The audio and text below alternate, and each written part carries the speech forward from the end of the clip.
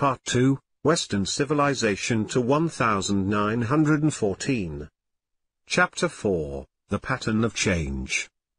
In order to obtain perspective, we sometimes divide the culture of a society, in a somewhat arbitrary fashion, into several different aspects.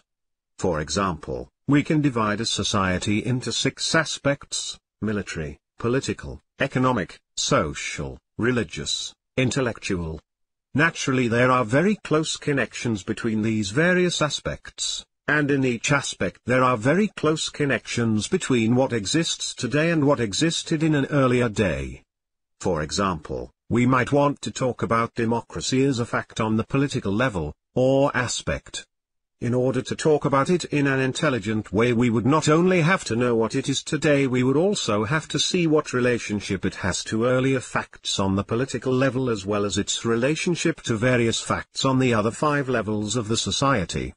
Naturally, we cannot talk intelligently unless we have a fairly clear idea of what we mean by the words we use. For that reason, we shall frequently define the terms we use in discussing this subject. The organization of power. The military level is concerned with the organization of force, the political level with the organization of power, and the economic level with the organization of wealth.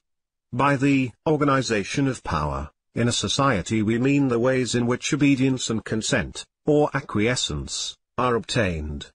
The close relationships between levels can be seen from the fact that there are 3 basic ways to win obedience: by force, by buying consent with wealth, and by persuasion. Each of these 3 leads us to another level: military, economic, or intellectual, outside the political level. At the same time, the organization of power today, that is, of the methods for obtaining obedience in the society, is a development of the methods used to obtain obedience in the society in an earlier period. Major change in the 20th century. These relationships are important because in the 20th century in Western civilization all 6 levels are changing with amazing rapidity, and the relationships between levels are also shifting with great speed.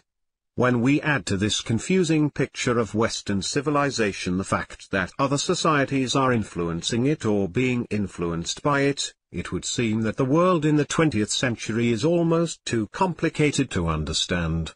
This is indeed true, and we shall have to simplify, perhaps even oversimplify, these complexities in order to reach a low level of understanding. When we have reached such a low level, perhaps we shall be able to raise the level of our understanding by bringing into our minds, little by little, some of the complexities which do exist in the world itself. The military level in Western civilization. On the military level in Western civilization in the 20th century, the chief development has been a steady increase in the complexity and the cost of weapons.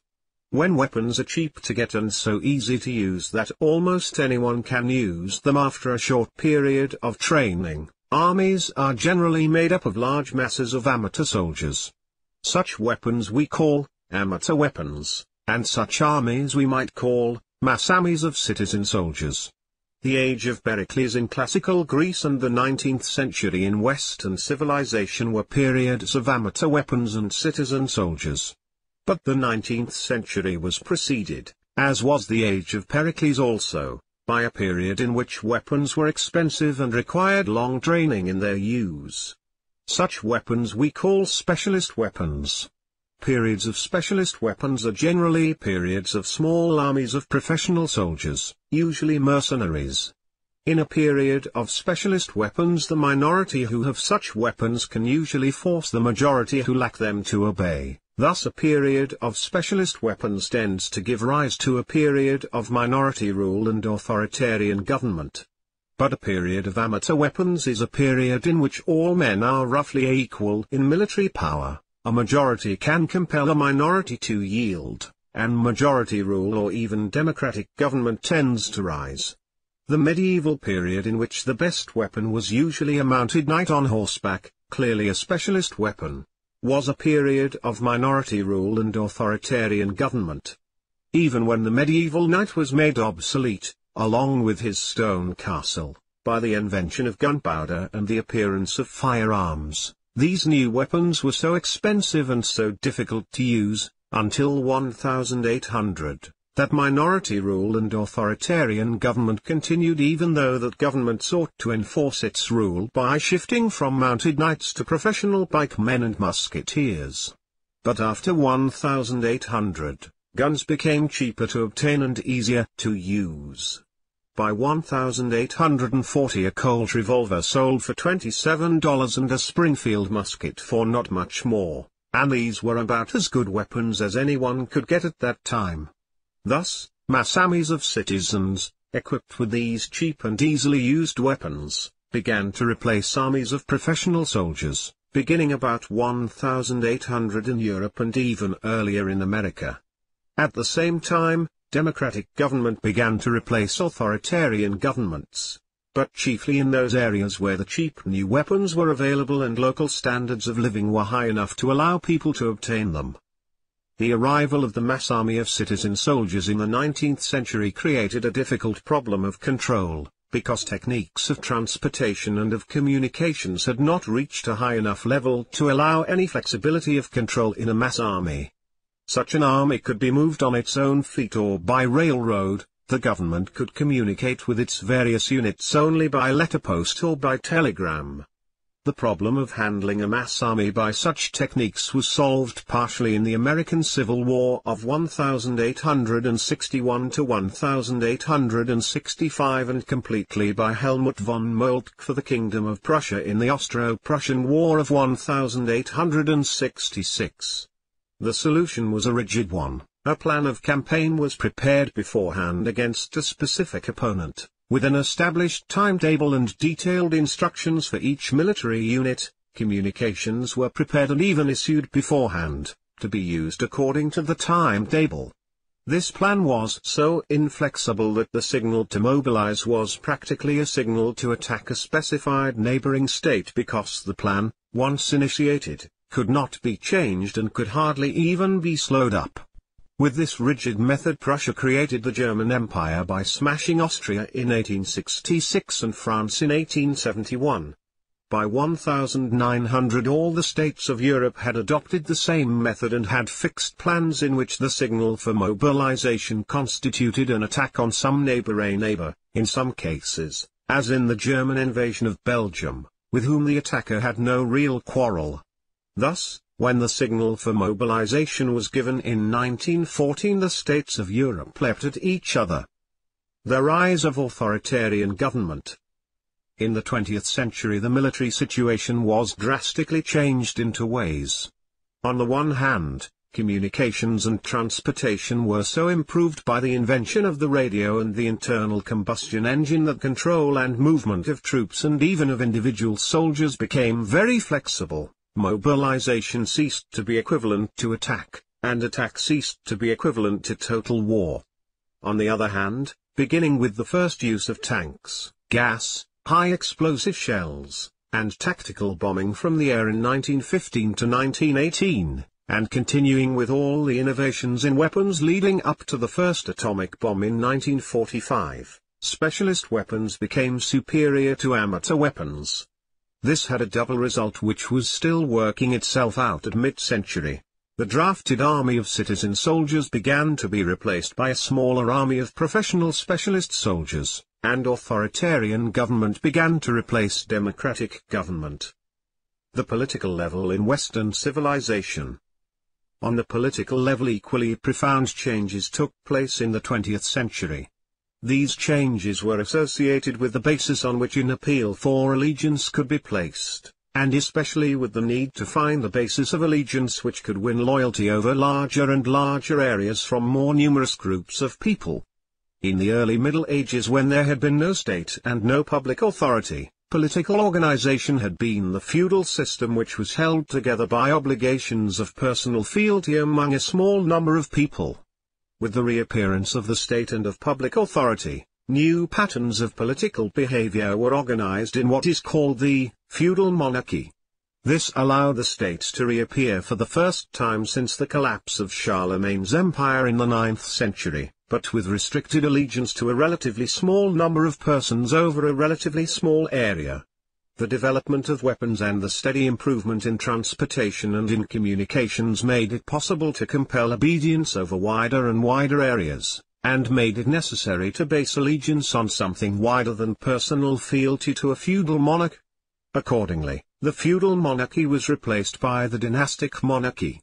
In this system subjects owed allegiance to a royal family, dynasty, although the real basis of the dynasty rested on the loyalty of a professional army of pikemen and musketeers. The rise of the nation-state.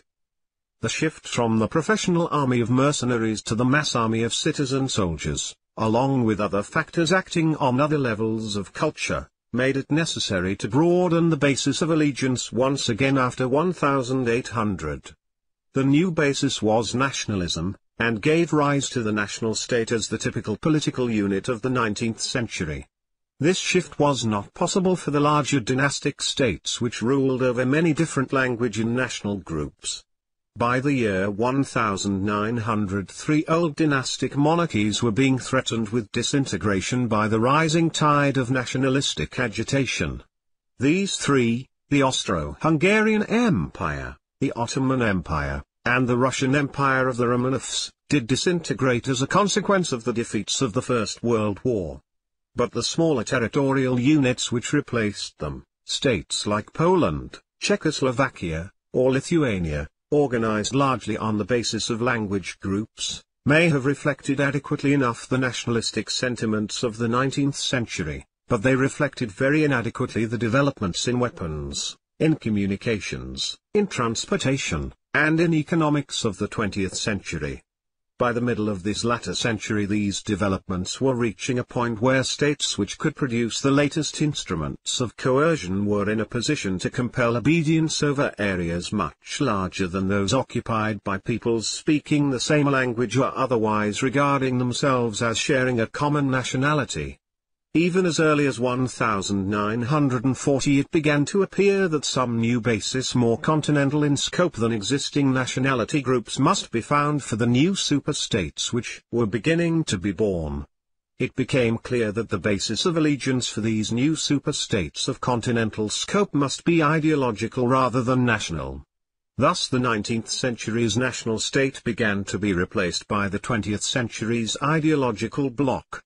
At the same time, the shift from amateur to specialist weapons made it likely that the new form of organization would be authoritarian rather than democratic as the earlier national state had been.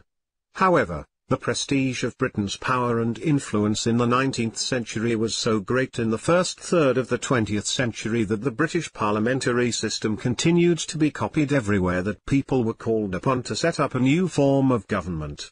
This happened in Russia in 1917, in Turkey in 1908, in Czechoslovakia and Poland in 1918 to 1919 and in most of the states of Asia, such as China in 1911. The economic level of Western civilization. When we turn to the economic level, we turn to a series of complex developments. It would be pleasant if we could just ignore these, but obviously we cannot, because economic issues have been of paramount importance in the 20th century, and no one can understand the period without at least a rudimentary grasp of the economic issues. In order to simplify these somewhat, we may divide them into four aspects: A. Energy, B. Materials, C. Organization, and D. Control. It is quite clear that no economic goods can be made without the use of energy and of materials. The history of the former falls into two chief parts, each of which is divided into two subparts. The main division, about 1830, separates an earlier period when production used the energy delivered through living bodies and a later period when production used energy from fossil fuels delivered through engines. The first half is subdivided into an earlier period of manpower and slavery, and a later period using the energy of draft animals. This subdivision occurred roughly about A.D. 1000.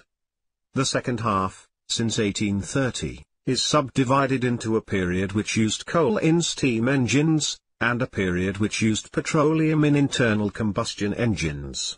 This subdivision occurred about 1900 or a little later.